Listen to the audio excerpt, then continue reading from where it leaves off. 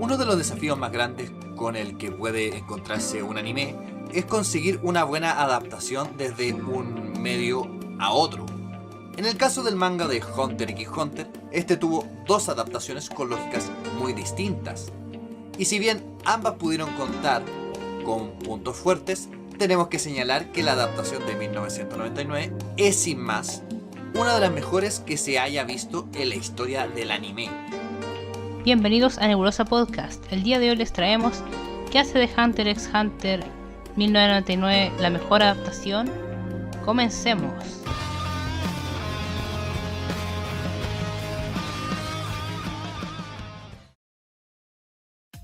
La versión de 1999 de Hunter x Hunter es bastante única e irreemplazable, con muchos detalles que para abordar mejor en este video los resumiremos en 3 puntos centrales: el apartado estético, la forma narrativa y la psicología de los personajes.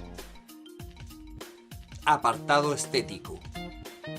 En lo que podemos llamar apartado estético, la versión del 99 resulta maravillosa en varios puntos, tanto en aspectos centrados en su dibujo bien elaborados, como en su variado y entrañable soundtrack, que refleja tonos emocionales que nos llevan desde la aventura más inocente hasta momentos de máxima tensión.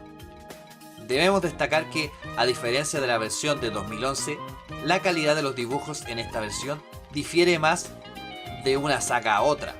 Decae enormemente durante los OVAs del Green Island, quizás a falta de presupuesto, pero hasta la saga del Genei Ryodan, esta versión cuenta con un nivel de detalle increíble, que solo tiende a mejorar en los capítulos. Esto lo podemos apreciar tanto en el paisaje como en el diseño de personajes.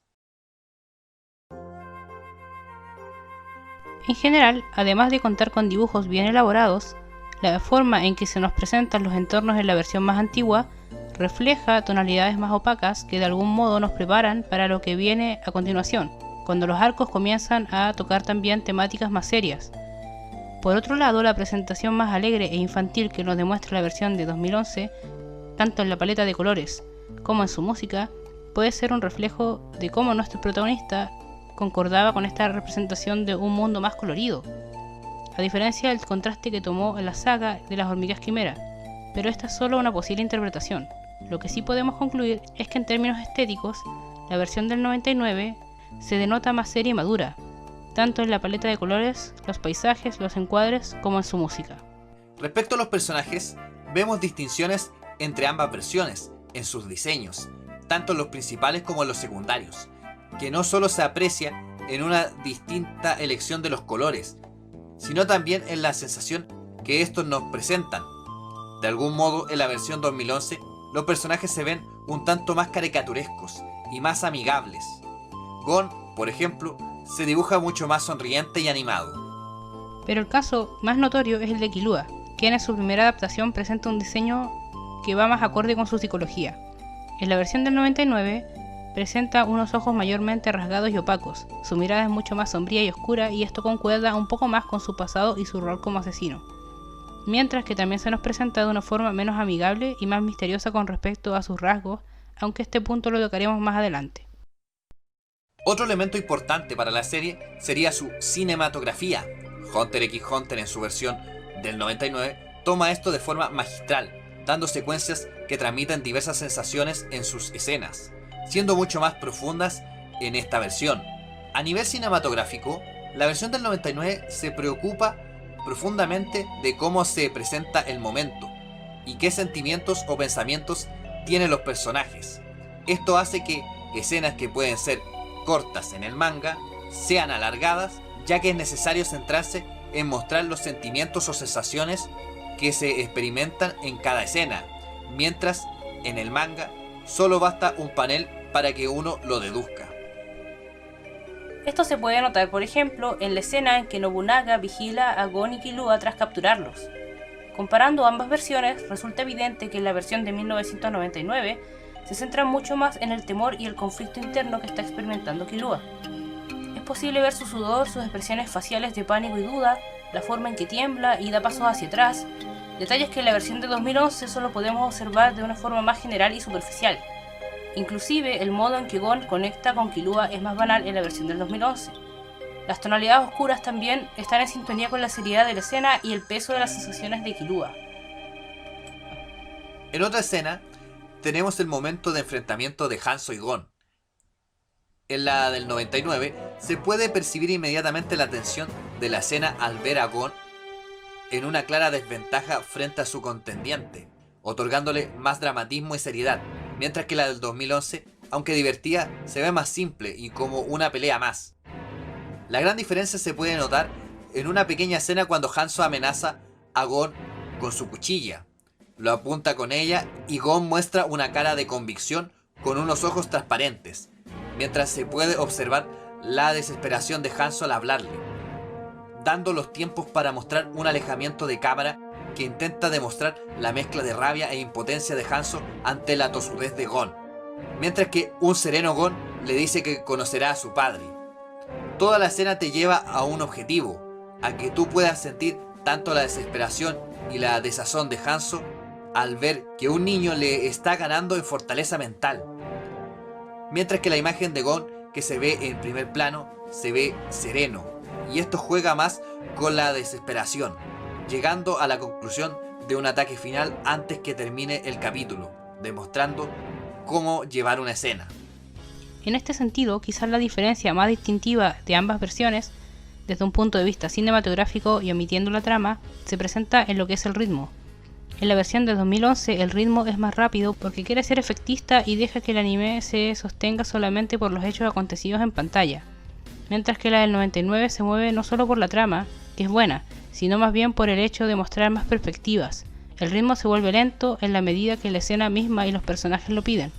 Se encuentra en sintonía con los sentimientos y las sensaciones de los personajes, y con reflejar en cada encuadre una tensión propia de cada escena.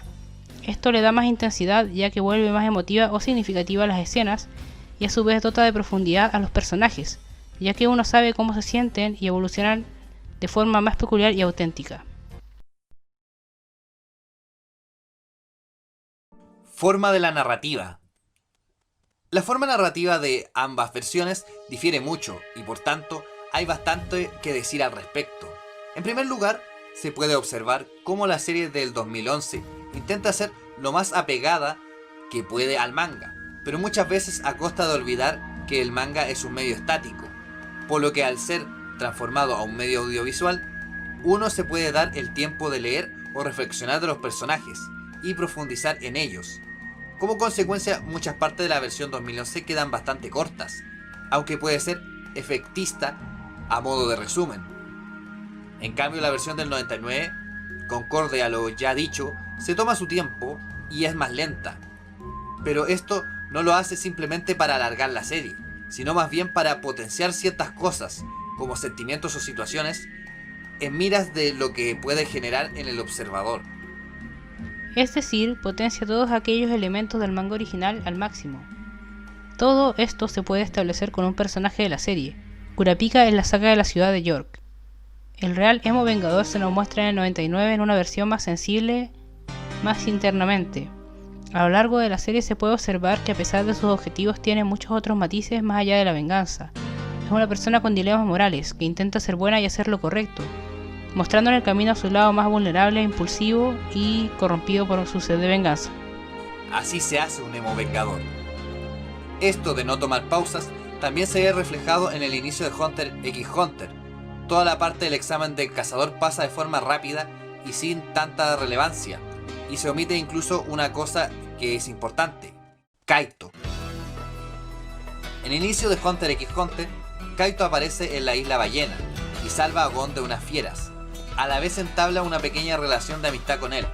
Incluso es él quien le revela que Jin está vivo. Le habla por primera vez de los cazadores y es uno de los principales motivantes para ir a buscar a Jin. Incluso eso le da más peso como personaje y hace mucho más relevante su muerte, sobre todo para Gon. Pero en el 2011, a pesar de que uno le puede tomar aprecio al personaje, se vuelve un personaje no tan relevante como lo sería si fuera del inicio, y se diera a conocer todo su peso para Gon. Esto también justificaría la posterior reacción de Gon antes de enterarse de su muerte. Otra diferencia bastante marcada entre ambas versiones es que la del 99 carece de un narrador y por tanto deben ingeniárselas para prescindir de él ante la explicación de escenas. Esto lleva a que la serie per se sea mucho más implícita que la del 2011, que explicita textualmente todo lo que acontece en pantalla. Es debido a esta diferenciación que en la versión del 99 se puede jugar más con las representaciones, la expresividad y los tiempos. Como ya se dio a entender, al menos en aquellas partes que ambas sagas alcanzaron a animar, en la versión del 99 tardan mucho más en pasar de una secuencia a otra, pero a favor de darle mayor profundidad a cada una de las escenas, incluyendo algunas adicionales que nos permiten comprender mejor lo que acontece en cada instante sin necesidad de utilizar demasiadas palabras, lo que conlleva a un estilo narrativo completamente distinto. Por otro lado, la saga de las hormigas quimera, quizá la mejor de todo Hunter x Hunter, estuvo bastante bien lograda en la versión del 2011, y todos nos emocionamos con la forma en que adaptaron la batalla de Netero vs Meruem o la muerte de Meruem y Komugi. Aquí podemos ver mayor matices artísticos y fue una gran decisión considerando que en su versión predecesora no alcanzaron a animar esta saga. Sí, en la versión 2011 la serie se sentía bastante resumida, aunque es en esta saga en específico cuando parece profundizar más y aquello puede sumar puntos. Sin embargo, existen distintos momentos en los que el narrador parece estar de más o servir para dilatar innecesariamente ciertas escenas.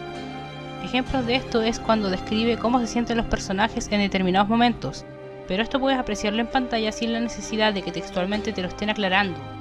Después de todo, es un medio audiovisual, que por sí mismo tiene muchas más herramientas para transmitir y comunicar las escenas que utilizando palabras, aunque jamás sabremos cómo podría haberse llevado esta saga en la versión del 99. Psicología de los personajes. A pesar de que Hunter utiliza a los mismos personajes en ambas versiones, se puede señalar que las personalidades difieren un poco internamente, una de las otras según su adaptación. Está claro que muchos personajes en la versión del 99 se ven profundizados en su forma de ser, incluso en escenas pequeñas en las que se muestra cómo les afecta mentalmente cada situación. Y es que las diferencias que se señalaron en el apartado anterior sobre la narrativa nos permiten también estar en mayor sintonía con los personajes en la versión del 99 y profundizar mucho más en ellos mediante escenas puntuales. Ya pusimos el ejemplo de cómo Kurapika es más sensible en la versión del 99. Pero esto a su vez pasa con todos los personajes. Killua parece más trastornado en sus traumas de infancia, Gon se ve más reflexivo y Leorio parece a su vez tener más matices y tener más profundidad respecto de sus motivaciones. Esto llega a tal extremo que es difícil imaginar que Killua es el mismo personaje al comienzo en ambas series. En la versión del 99 se sorprendía por las demostraciones de amistad, era mucho más sereno e inexpresivo, y solo se abrió ante el público con el paso de los capítulos y su amistad con Gon. En la versión de 2011, en cambio, desde el principio parecía un personaje amigable y es difícil imaginar todo el peso oscuro que cargaba sobre sus hombros. En otras palabras, la versión de 1999 parece estar en mayor sintonía con la psicología de los personajes, y varias escenas se vuelcan únicamente a favor de elaborarnos esto. Ejemplo hay montones, pero por señalar alguno en el que claramente se ven más trabajados los tiempos, la profundidad, la ambientación y la emocionalidad de los personajes, se refleja en toda la persecución que Gon realiza a Hisoka, incluyendo aquel momento tras el golpe que éste le propinó. Los sentimientos de humillación de Gon en la versión 2011 solo fueron ilustrados unos pocos minutos antes de dirigirnos a los créditos, mientras que en la versión del 99 le dedicaron prácticamente todo un capítulo en los que reflejaron todo lo que sufrió física y emocionalmente durante aquellas horas antes de reencontrarse con sus amigos. Y esto manifiesta de forma mucho más significativa sus acciones posteriores, cuando llora frente a Kurapika mientras le cuenta este incidente, o realiza todo un entrenamiento para lograr golpear a Hisoka y devolverle la placa.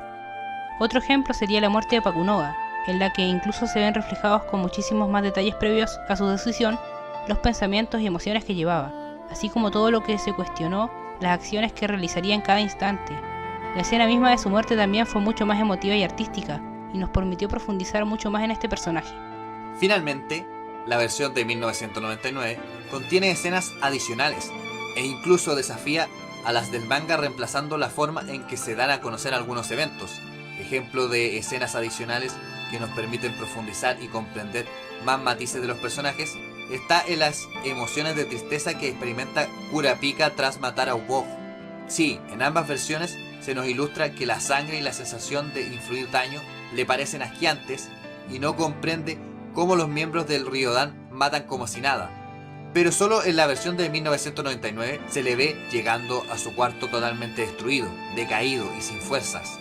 Esto es brutal, ya que nos demuestra el peso psicológico de cargar con una muerte y cómo sus amigos predijeron bien que esto sería algo que podría consumirlo. En general, en esta versión sobrellevan bastante bien el peso de Kurapika con la venganza, reflejando en distintos símbolos, aunque seguramente esto sea tema para otro video.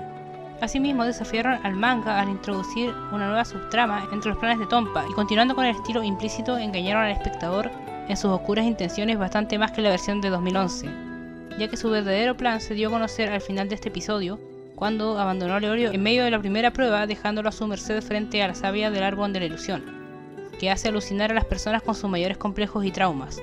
Esto nos llevó inevitablemente a comprender que Gon parecía tener una mente mucho más sana que Kurapika y Leorio, que sí se vieron afectados por la alucinación.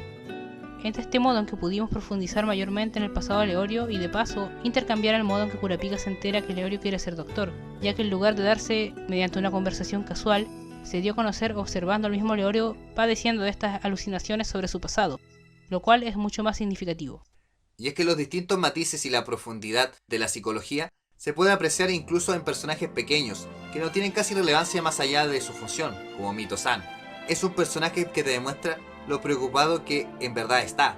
Incluso un detalle tan chico como ponerla en los endings puede reforzarla como un personaje a pesar de ser secundario, transmite sentimientos de preocupación y de tener constantemente presente a Gon. Mientras que todo esto señalado anteriormente no se puede ver en la versión de 2011, debido a que muchos personajes, a pesar de tener la misma forma en superficie, la serie no se toma el tiempo de explotarlos. En conclusión, la versión de 2011 sigue una lógica mucho más efectista, consiguiendo que los sucesos en sí causen mayormente impresión y entretención. Se limitan a los eventos puntuales y a los hechos más que a su significado, su profundidad y cómo estos eventos impactan en el espectador y los personajes. Lógica que solo tiende a cambiar en la saga de las hormigas quimera. En cambio, la versión de 1999 no se limita a repetir el manga que Togashi nos presenta. Es cierto que muchos podrían considerarla menos fiel a la obra original, pero hay muchos momentos puntuales en que la respeta de mejor forma. La versión de 2011 es fiel porque se limita al manga, incluso omitiendo ciertas escenas en ocasiones puntuales, mientras que si la versión del 99 se atreve a ir más allá, será siempre en sintonía con la lógica de su historia, sus personajes, y ninguna escena está realmente de más. Parece haber interpretado de gran manera la obra, profundizando en ella de forma concordante. Todo esto le hace aprovechar mucho mejor su potencial, y gozando de ser un medio audiovisual, le agrega mayor emotividad a cada momento, enriqueciendo la experiencia y dándole una perspectiva mucho más profunda y abarcativa a cada momento y a cada personaje. Y bueno, eso ha sido todo por ahora. Suscríbanse, eso nos ayuda mucho para seguir con el canal. Además, traeremos más videos de distintas temáticas relacionadas con Hunter x Hunter y otros animes. Bueno, hasta luego. Nos vemos.